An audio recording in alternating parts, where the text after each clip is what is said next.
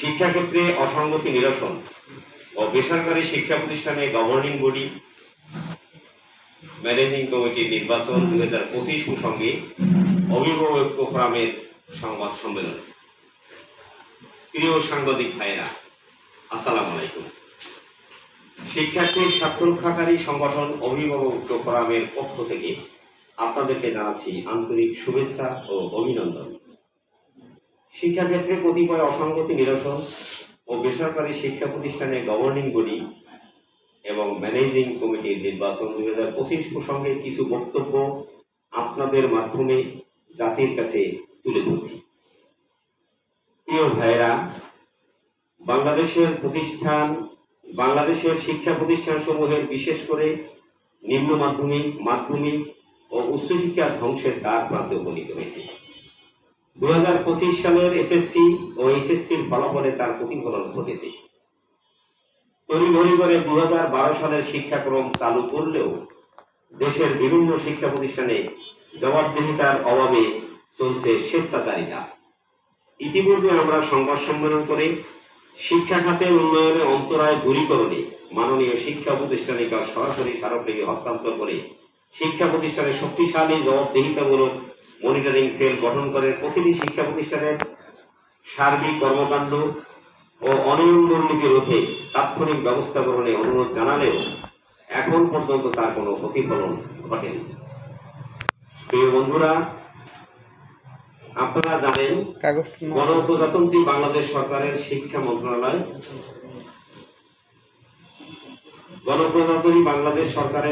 মন্ত্রণালয় মাধ্যমিক ও উচ্চশিক্ষা বিভাগ বেসরকারি মাধ্যমিক 1 শাখা হতে গত 18 নভেম্বর 2024 এক প্রজ্ঞাপনে উল্লেখ করা হয়েছে, বেসরকারি শিক্ষা প্রতিষ্ঠানের প্রবিধান 2024-এর প্রবিধি 64 এর আওতায় অ্যাডহক কমিটি গঠন পূর্বক উক্ত অ্যাডহক কমিটি কর্তৃক আগামী 6 মাসের মধ্যে নিয়মিত কমিটি গঠন করতে প্রয়োজনীয় নির্দেশনা প্রদানের জন্য সংশ্লিষ্ট শিক্ষা বোর্ড সমূহকে অনুরোধ করা হয়েছে।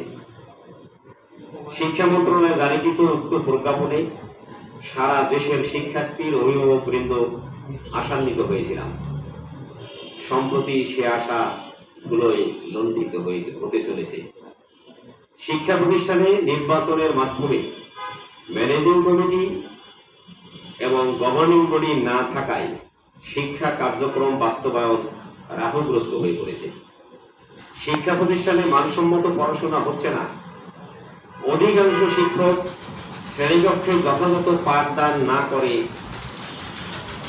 কোচিং নির্ভর হয়ে পড়েছে।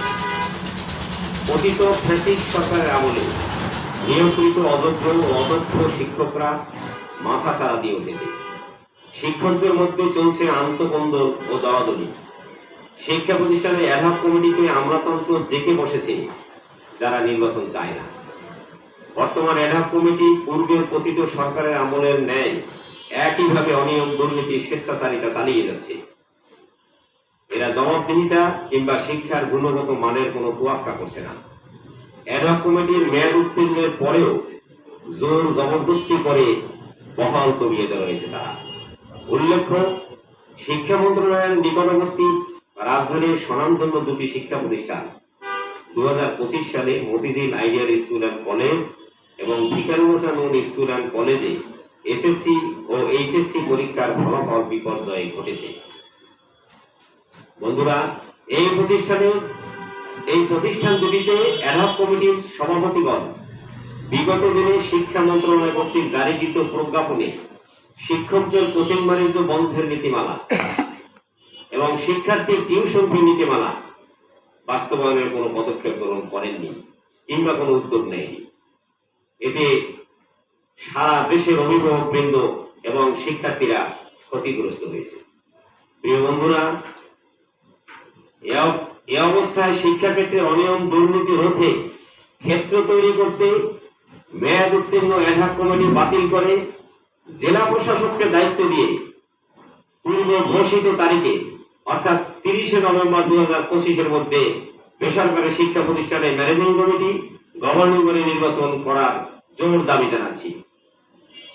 বর্তমান নিরপেক্ষ ও অন্তর্বর্তীকালীন সরকারের অধীনে সারা দেশের সকল বেসরকারি শিক্ষা প্রতিষ্ঠানে তথা স্কুল, কলেজ, মাদ্রাসায় বার্ষিক পরীক্ষার আগে অথবা পরীক্ষা চলাকালীন সময়ে, সেটা শুক্র কিংবা শনিবার অর্থাৎ ছুটির দিনে নির্বাচন আয়োজন করলে শিক্ষা প্রতিষ্ঠান সমূহে শিক্ষার্থীর পাঠদানে কিংবা পরীক্ষা চলাকালীন সময়ে কোনো প্রতিবন্ধকতা সৃষ্টি হবে না এবং আসন্ন জাতীয় সংসদ নির্বাচনের আয়োজনেও বিঘ্ন ঘটবে না। বেসরকারি শিক্ষা প্রতিষ্ঠানের সভাপতি পদে মনোনয়নের পরিবর্তে সংশ্লিষ্ট শিক্ষা প্রতিষ্ঠানের সকল অভিভাবক, শিক্ষক, কর্মচারীদের প্রত্যক্ষ ভোটে সভাপতি নির্বাচনের ব্যবস্থা করার জন্য জোর দাবি জানাচ্ছি। বন্ধুরা আমার, অভিভাবক ফোরামের নেতৃবৃন্দ অচিরেই এ বিষয়ে শিক্ষা মন্ত্রণালয়ের মাননীয় শিক্ষা উপদেষ্টা, শিক্ষা সচিব মহোদয়, শিক্ষা বোর্ড চেয়ারম্যানের নিকট স্মারকলিপি প্রদান করবে এবং আজকে থেকেই আমরা সেটা শুরু করব।